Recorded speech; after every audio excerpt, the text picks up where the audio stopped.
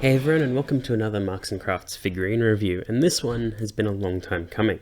As you may have seen from my YouTube shorts and my little teasers that I've been posting on Instagram and things like that, I have been working on the Moderoid Strelizia for quite some time. Now this is the re-release of the Moderoid Strelizia, but I'm pretty sure they are exactly the same as they were when they were released a few years back. I believe the re-release was the end of last year, and it's taken me this long to build two of them and repaint one of them fully. And that's mainly what this review is about. It's going to be going through the main basic Strelizia, which is this one here, which I've touched up a little bit, as well as the full custom that I did. But due to the way that I built the custom, it's mainly a brick. So for posability and things like that, we'll be looking at mainly the basic Strelizia, and even then we won't be doing too much with it because it is a bit of a plastic hand grenade, which is a bit of a shame. But regardless, we'll be going through both of them and just having a quick look, and it's more that I just want to showcase how this custom went, because I'm pretty proud of it, even if I did rush a few things. And it has taken me this long to make it, and I still rushed it, so that's just sort of my work ethic right now. So anyway, let's take a closer look at both of these.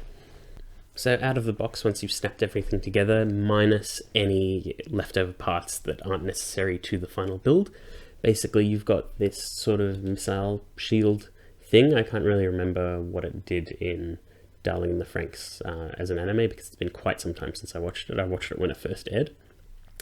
And you can see that it's all molded in one piece. It looks kind of trashy and everything like that. On the proper Moderoid Strelizia, I have painted it up. Not the best paint job, but it does look fine at a distance. You get an alternate face, which both faces came with expression. One face came with an expression and the other one was blank. This one I've stuck some eyes on it because they were pre-painted pieces. And then you get this sort of trigger hand to swap out on the weapon, so it's easier for the figurine to actually hold it. And this one I've very roughly painted, just because I wasn't sure if I was going to use it or not. And then you also get this sticker sheet, and I've already used some of it. You can see the eyes here, as well as different expressions. That was an open yelling mouth. These are the parts to recolor this bit here. These black bits are meant to be for the vents underneath the skirt, but you can paint those very easily. This red line here is meant to be for the wrists of the actual Strelizia, and they look really weird. When they're put on, these red stripes are meant to go around the base of the weapon. This one's unpainted. I painted this one. You can see the red rings down there. And this yellowish orangey bit goes, it's kind of hard to get a good look at it, goes on this little bit of the weapon here, but again, that's very easily painted. And as you can probably tell, I'm being quite careful when I move these figures by moving the whole base and everything like that. As you may or not have noticed, they're supported pretty much entirely by this weird little base peg on their backs. And basically that's where all the weight gets distributed, because these figures, they probably can stand up on their own weight, but I wouldn't recommend it just because they are very top heavy, because the legs, the internal structure is quite fragile and everything like that. The weapon is quite heavy, especially because it's got this wire in the sort of rubber tube, and the wire is pretty tense. It doesn't let you pose it without a lot of effort, which is a bit of a shame. So basically the thing that's stopping this figure from falling over is this little base peg. You can balance it and change the pose a bit, but you've got to be quite careful when doing it.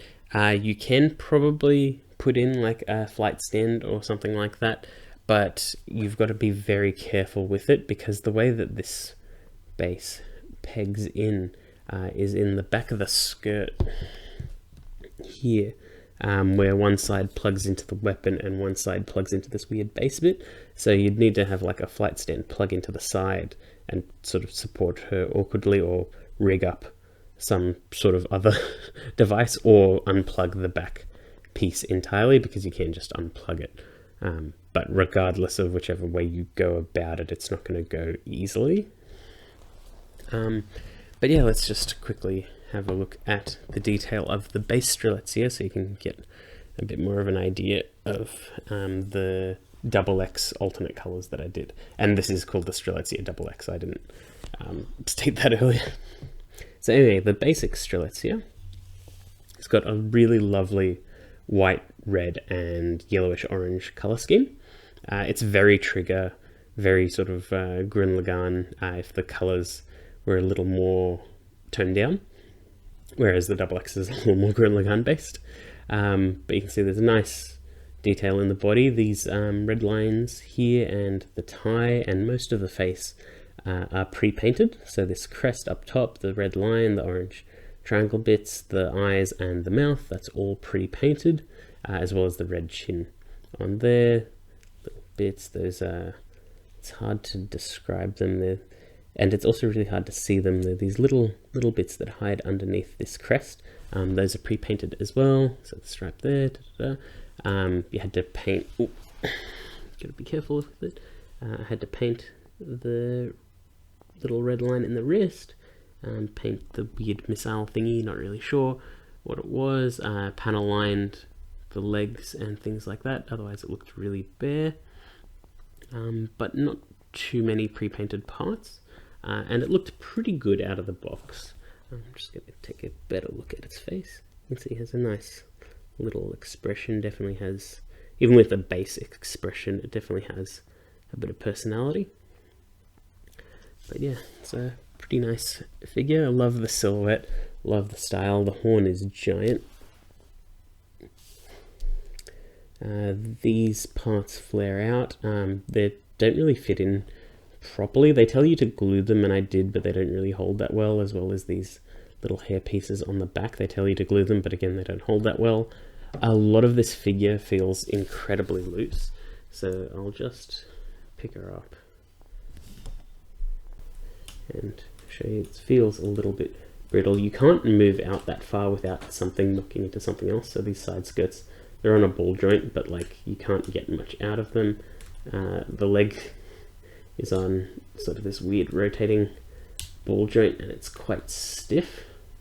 So the leg can move up that far, and there's a bend at the knee that's pretty good. But again, if you don't have a really good base, you can't get much out of it. Like the heel can bend and a little bit and things like that, but it's like, again, there's not much you can get out of it, and it feels awkward trying to get the figure back into the pose that you were at. Also, the internal structure of the sort of waist joint here on this copy was really easy to put on and holds everything together really well, but on my custom, the main peg just wouldn't fit on, and it ended up breaking as I was trying to fit it on, and it was just a round peg in a round hole. So it just snapped, so I ended up gluing it together. So that's another reason why the custom is a brick. The arms, this little thing is, again, a good example of why I'm not a big fan of this figure's posability. This is on a bit of a crappy ball joint, just pegs in awkwardly. I'll take it off. The arms have got a weird amount of articulation, but you won't really use them that much. So the hands can rotate, bend up really far, and bend down up to there. The arms, you can probably see the double joint in there. Sorry if this keeps unfocusing. And you can bend in and bend even further in, so you can get a really good bend there. And that's just popped off, who cares? The arms can rotate at the shoulders, can spin around, and sort of above the elbow. Oh, lovely. Oh, yeah. I think you're understanding why I don't like this figure that much. Aesthetically, it's amazing. But I'm trying to get this rotation. Yeah, there it is. so it can rotate a bit over there. There's a really superfluous little flap here that's completely hidden at all times. That's pretty much what you can get properly articulation wise out of this figure. There's a little bit of an ab crunch, but doesn't mean anything. I can't rotate much anywhere else. These parts are locked in, well, they're meant to be locked in. The head's on a ball joint, but because of all the crap blocking it, you can't really get that much out of it. I've mentioned before that this is incredibly brittle, so well, not incredibly brittle, but it's incredibly tense, so anytime I try to move it, it just comes back or it separates. And it's just a bit annoying to deal with. Oh, lovely.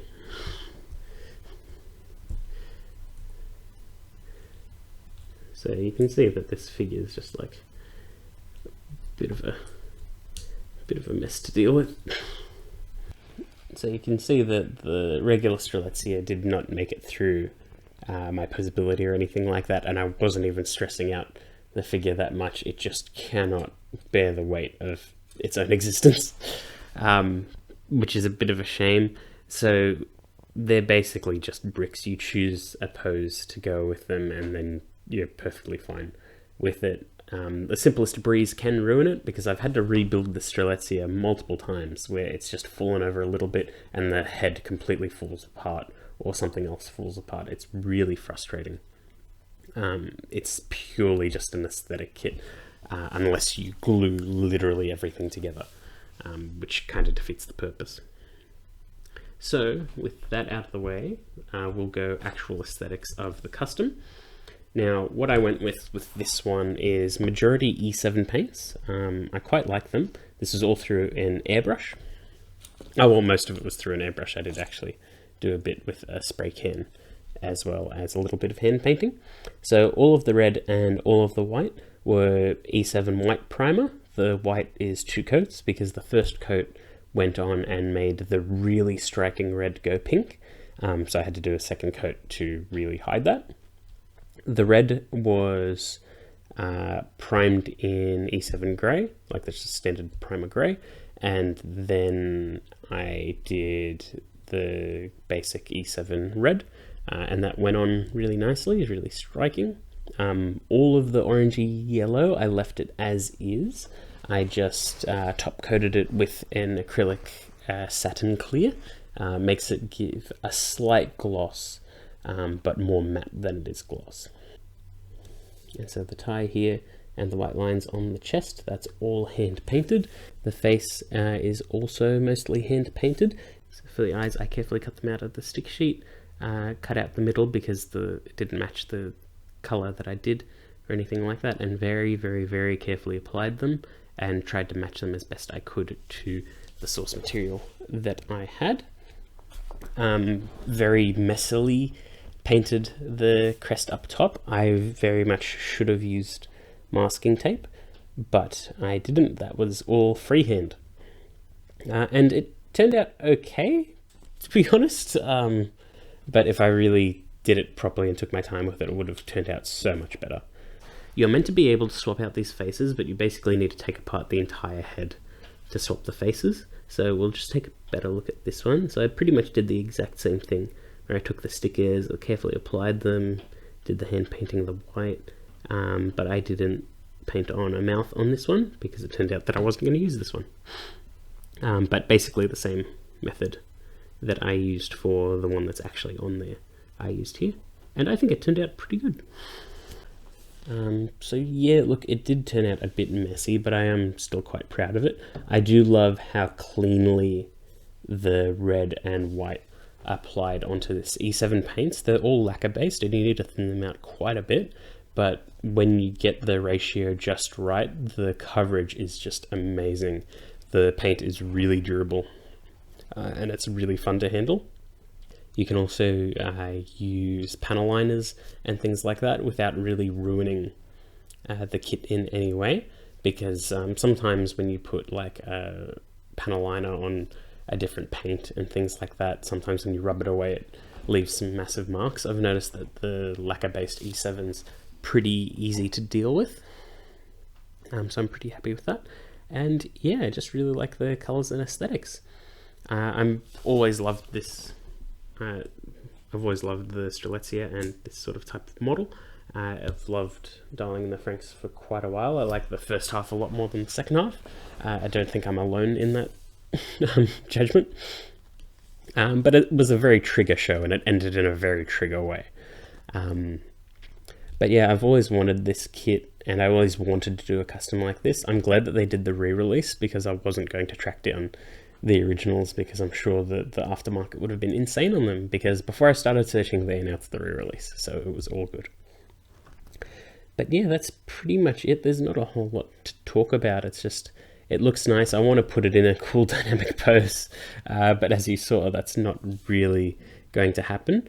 I keep talking about how this is a brick and things like that, and mostly it is. I can pose it if I want to, but I really don't want to, because you saw how the basic one went. And this one I'm a lot more scared to handle, just in case something does break, like the hips from before. But yeah, it is a pretty good kit. It's one of those ones where you get it purely for aesthetics, not for playability. It is terrible for playability. But otherwise, it's a pretty good kit. Like the series, like the model. I'm glad that I went through this custom, and I hope you enjoyed that video. Please let me know if you'd like me to do more customs in the future, because I am planning a few Digimon ones that hopefully won't take me, half a year to make. So yeah, hope you enjoyed that video, and I'll see you all next time.